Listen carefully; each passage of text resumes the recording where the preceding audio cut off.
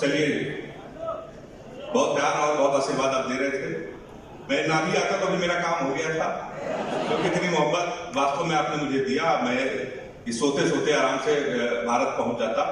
मैं आपको बता चुका हूं कि मैं दो चीजों से बहुत परेशान हूं, एक अपने वक्त से और एक भक्त से। बहुत परेशान हूं मैं। बुरा वक्त कब आ जाए और बुरा भक्त कब आ जाए, ऐसा कोई भरोसा नहीं है। भक्त का मतलब आप समझ रहे होंगे, समझ रहे ना। मोहसिन भाई हमको लखनऊ से लेके आए, 1:35 में मेरी फ्लाइट थी। फ्लाइट आधे घंटे लेट हो गई, तो हम रिसेप्शन वाले के पास गए। हमने कहा भैया ये इंडिगो फ्लाइट है, कब आएगी, दुबई जाना है? तो उसने कहा आज नहीं आएगी।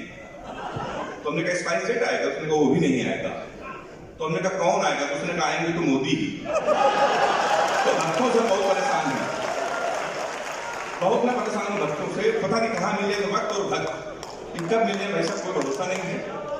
इस समय टीवी में डिबेट चल रहा है, आप घर में देखिए, डिबेट लगाइए तो सामने बीजेपी वाले बैठते हैं, उनके सामने बैठते हैं कांग्रेस वाले। दोनों लोग एक दूसरे पे आरोप लगाते हैं कि तुमने कुछ नहीं किया, सामने वाला कहता मैंने किया। मान लीजिए पत्नी अगर बीजेपी से है, कांग्रेस का पति है, और मजा आ जाए आपको तो ताली बजा के मुझे बताइएगा। थी बीजेपी से पत्नी बोली जून में चलो, जाने मन जल्दी हनीमून में चलो, अच्छे दिन आ गए हम डांस करेंगे, 4 साल हो गए रोमांस करेंगे। कांग्रेसी पति बोला हाल चलेंगे, जून में ही क्यों हर साल चलेंगे, जब 15 लाख अकाउंट में आ ही गए हैं, बुलेट ट्रेन से दोनों नैनीताल चलेंगे।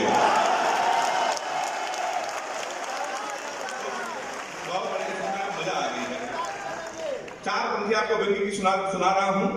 बेटा बोला बाप से एक काम करोगे, और चौथी पंक्ति व्यंग्य की, दुबई में अगर सटार नहीं सुना जाएगा तो पूरे देश में कहीं नहीं सुना जाएगा।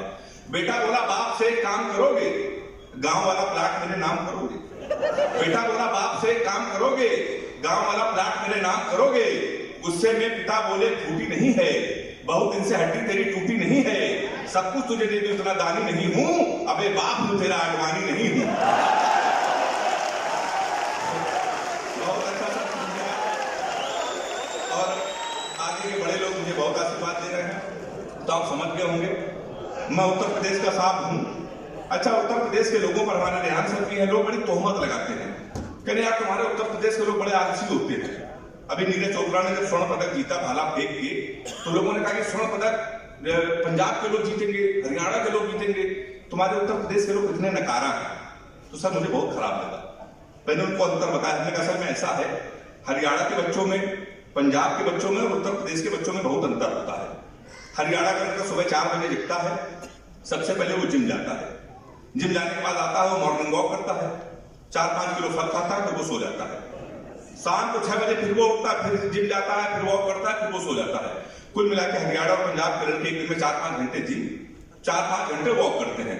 हमारे उत्तर प्रदेश के लड़के सुबह 9:30 बजे सो के उठते हैं, वो भी तब जब उनका बाप उनको लतियाता है। और सबसे पहले वो जाता है घर के नजदीक पुलिस चौकी, दरोगा के साथ एक सेल्फी लेता है और फेसबुक पे पोस्ट करता है, नए चौकी इंचार्ज राम किशोर कनौजिया भाई साहब का सानिध्य प्राप्त हुआ। ये हमारे उत्तर प्रदेश में होता है। फिर शाम को आके 7-8 बजे वो सो जाता है। फिर 7-8 लड़कों के साथ जब वो बियर की बोतल खोलता है, तो उसी दरोगा को प्रेशर में लेने के लिए स्पीकर खोल के फोन करता है, भाई साहब नमस्कार, पहचाना, सुबह मिले थे। तो दरोगा सोचता है इस समय इसके मुंह न लगो, इस समय तो ये नशे में है। दरोगा फोन ऑफ कर देता है। रात में वही दरोगा मारते मारते उसको चौथी लेके आता है, और अपनी सेल्फी डालता है वो दरोगा, गुड्डू भैया 100 ग्राम चरस के साथ धरे गए। फिर रात में गुड्डू भैया की तोड़ाई होती है। 15 दिन बाद लोकल विधायक उसकी पैरवी करता है, फिर वो छूट के आता है। उसके बाद वो लेता है सेकेंड हैंड स्कॉर्पियो, 1,80,000। उसके बाद वो जिला पंचायत का चुनाव लड़ता है। उसके बाद वो शहर का सबसे बड़ा भंडारा करवाता है। भंडारे में अगर गर्म पूरी ना मिली तो वो गोली चलवा देता है।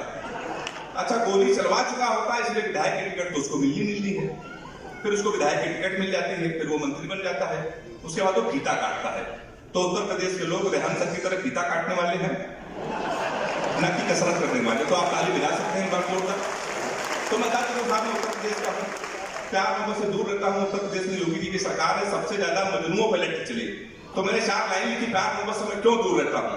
कि एक फूल तुझे देने के लिए सस्ते में ले लिया।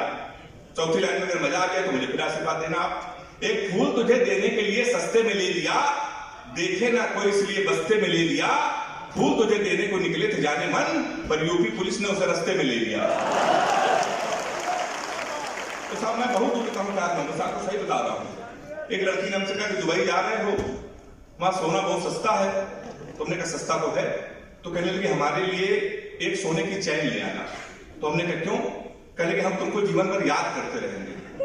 हमने कहा चैन नहीं लाएंगे, तुम हमको फिर भी याद करती रहोगी। उसने कहा कैसे? हमने कहा जीवन भर सोचोगे, रामपुर से पहली बार कुछ कहा था, वो भी ये लेके नहीं आया। तो मैं प्यार उनके साथ बहुत बोल लेता हूँ। अच्छा, लड़कियां बहुत ही इमोशनल होती हैं, इतनी इमोशनल होती, कभी कभी लाड़ में आ जाती हैं। तो एक लड़की ने हमको मैसेज किया, सो रहे हो तो सपने भेजो, जाग रहे हो तो यादें भेजो, मुस्कुरा रहे हो तो हंसी भेजो। हमने कहा हम लोटा लेके खेत में बैठे बताओ क्या भेजते हैं।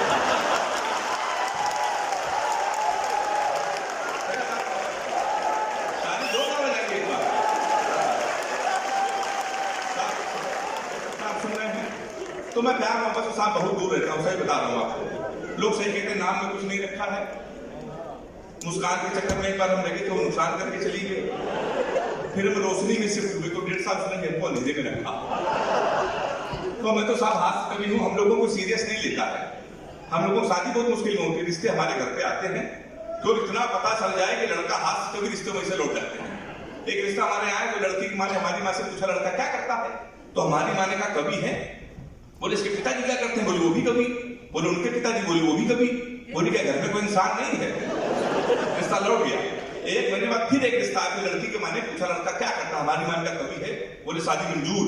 अच्छा, कवि के नाम से कई रिश्ते लौट गए। हमारी माँ ने कहा मंजूर क्यों?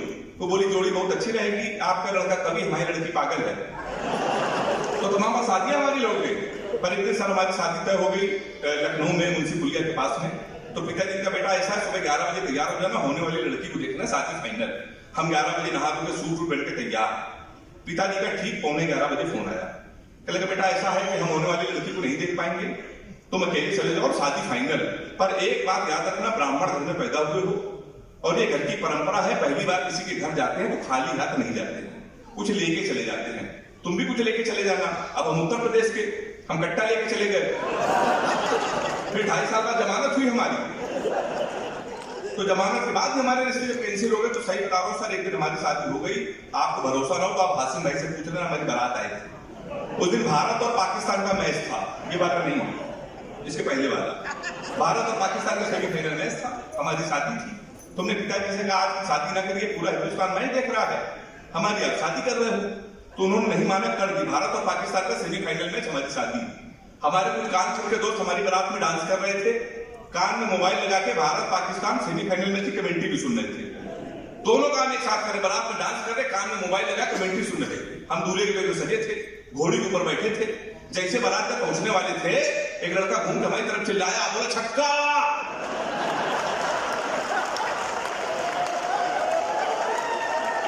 हम डर गए साहब। हमने कहा कहां छक्का? कहने लगा विराट कोहली ने मारा है।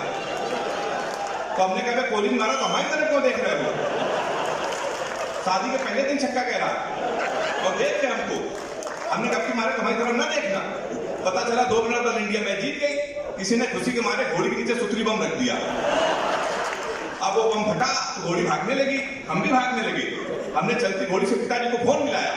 हमसे बोले कहाँ हो बेटा? हमने कहा पिताजी भाग रहे हैं। बोले किसके साथ?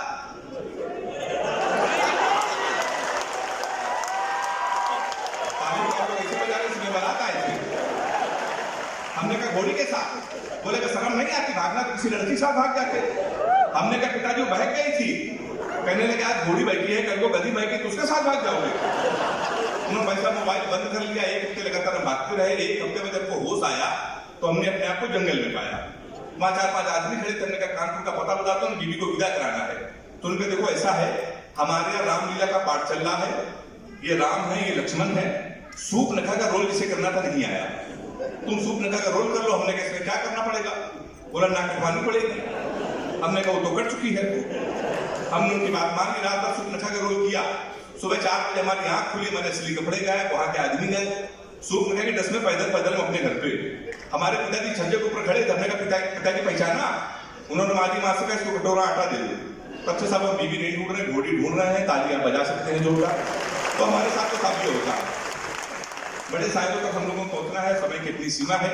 एक आधे मिनट का व्यंग आपको सुना रहा हूं, अगर आपको लगे मैंने हंसाते हुए कुछ आपकी बात कर दी है, पूरे देश की बात कर दी है, तो मुझे अपनी तालियां और आशीर्वाद के साथ मुझे दुआ देकर मुझे विदा कीजिएगा। कि एक रात ऐसे ही मच्छर ने मुझे काटा, मैंने मच्छर को पकड़ा और उसे कान में डांटा। हमने कहा शर्म नहीं आती जो इंसानों को काटते हो, खामखा उनका खून चाटते हो। जब खून ही नहीं रहेगा तो मेरे साथ क्या जिएगी? सारा खून तुम पी जाओगे तो बीवी का खाक पिएगी। फिर देश के नेताओं के बारे में सोचो जो महंगाई बढ़ाने में अड़े हैं, खून पीने में तो मच्छरों से बड़े हैं। जब एक नेता चीनी के भाव को 5 रुपए और बढ़ाता है तो एक आम आदमी का खून 100 ग्राम कम हो जाता है। उस पर भी कितने जुझारू हो, बचा हुआ खून पीने पर उतारू हो। मच्छर बोला शर्म की बात करते हो, शर्म तो तुम्हें आनी चाहिए। और है मेरे जीवन दाता, तुमने कभी सुना है मच्छर ने मच्छर को काटा? है मेरे जीवन दाता, तुमने कभी सुना है मच्छर ने मच्छर को काटा? पर तुम तो आदमी होकर आदमी को काटते हो, देश को टुकड़ों में बांटते हो। तुम तो आदमी होकर आदमी को काटते हो, देश को टुकड़ों में बांटते हो। मैंने मंदिर और मस्जिद को लड़ाया नहीं, किसी छप्पर को मैंने जलाया नहीं, मेरे द्वारा किसी की नारी की चूड़ी नहीं टूटी, किसी अबला की मैंने इज्जत नहीं लूटी, मेरे द्वारा नहीं हुआ किसी धर्म या जाति का अपमान। काटते समय मैंने ये नहीं देखा हिंदू है मुसलमान। काटते समय मैंने ये नहीं देखा हिंदू है मुसलमान, और ये माना कि दूध का जला हूं। मच्छर हूं भाई साहब, तुम इंसानों से भला हूं, तुम इंसानों से भला हूं।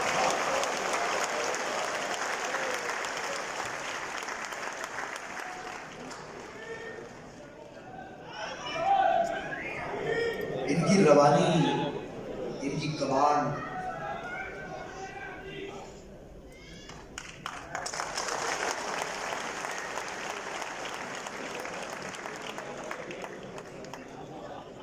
हेमंत पांडे जी की रवानी देखकर ख्याल आता है कि शायद लफ्जों को गुलाम रखते हैं और अपनी मर्जी से इस्तेमाल करते हैं। कतार में लफ्ज दिखाई देते हैं, सोचते हैं कौन सा चुनना है वो लगा देते हैं और लॉफ्टर ले लेते हैं। क्या ही खूबसूरत परफॉर्मेंस थी, एक बार जोरदार तालियां बजाइए हेमंत पांडे जी।